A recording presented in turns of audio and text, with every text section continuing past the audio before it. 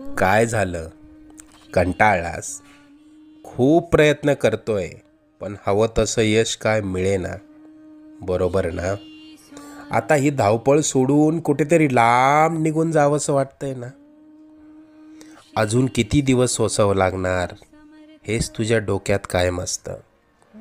त्याच त्याच गोष्टींना पुरता कंटाळून गेलायस तू. मला माहिती आहे, या वेदना आता तुला सहन होत नाहीये.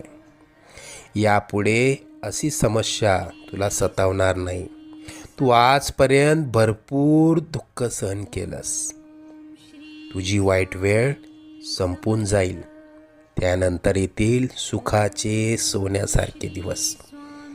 बाळा, तू प्रयत्न करत राहा.